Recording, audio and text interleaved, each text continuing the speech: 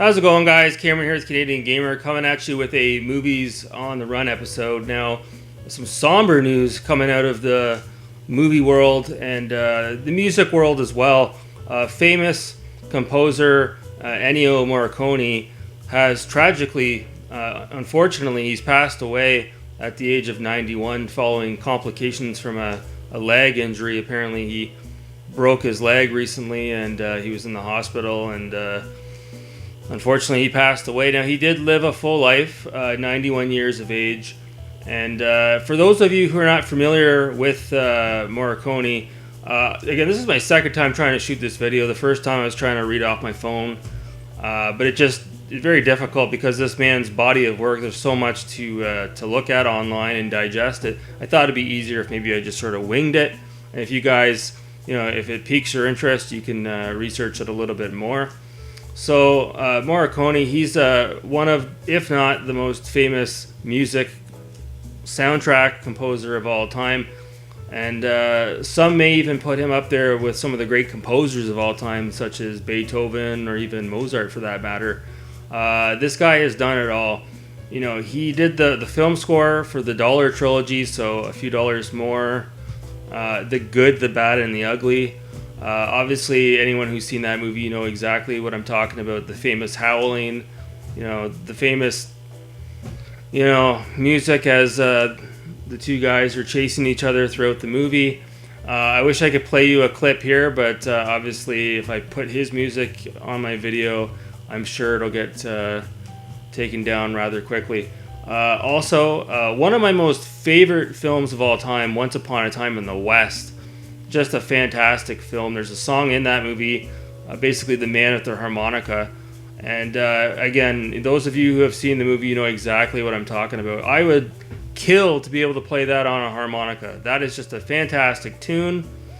And then obviously, the famous director of a lot of those spaghetti westerns and the movie Once Upon a Time in America that came out in the early 80s, the director, Sergio Leone, he had a very good relationship with Morricone, and Morricone did the soundtrack for Once Upon a Time in America as well, which again is a fantastic movie.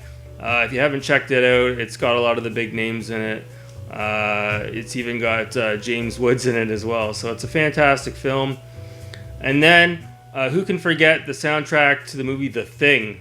Yes, believe it or not, Morricone did the soundtrack to The Thing. And he also did Brian De Palma's The Untouchables, which I believe came out in 1987. So as you can see, this guy has a huge track record, a very good track record of fantastic film scores.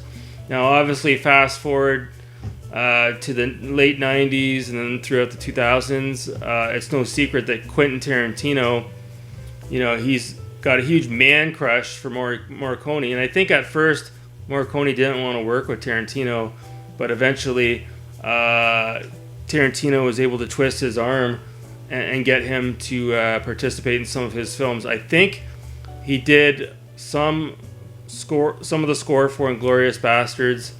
He also did a bit for Django Unchained, and then of course for the *Hateful Eight*, he did most of the score there. And a lot of people don't know, but 3 leftover tracks from the soundtrack to The Thing were repurposed and reused in the Hateful Eight, believe it or not. So Morricone finally won an Oscar for his work on the Hateful Eight back in, I want to say, 2016. And so it was good to see that. And, fast forward to, today, unfortunately, the man has passed away, but he has led a full life. Apparently, his best friend and his lawyer read a statement outside of the hospital from Morricone himself. I didn't read the full statement, but it starts off as like, "Dear friends, I'm dead," and I'm telling you this because I don't want to bother anybody. Like, I think he just wanted to go quietly, which I can totally respect.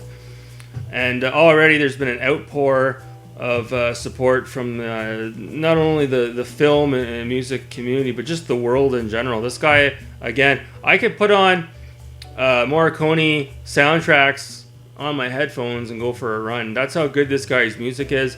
And I really enjoy his music too, because sometimes you get tired of listening to people speak, in regular music that we listen to everyday life. It gets boring after a while listening to the same lyrics. And sometimes when you have that ambient music, that score where you're just letting the music talk and there's no lyrics, I've over the years developed a greater appreciation for this. So again, sad to hear this. He even did The Exorcist Part 2, I think, and maybe Part 3. So there's a whole bunch of other movies that I'm probably forgetting that he has done. So it's worth checking it out. Maybe look it up on Wikipedia for yourself. But the two biggest soundtracks that stand out, maybe the three that stand out the most for me from him, would be The Good, the Bad, and the Ugly, Once Upon a Time in the West, and probably The Thing as well, if I'm being honest with you. So, unbelievable. I knew the guy was getting older. I followed him for a number of years.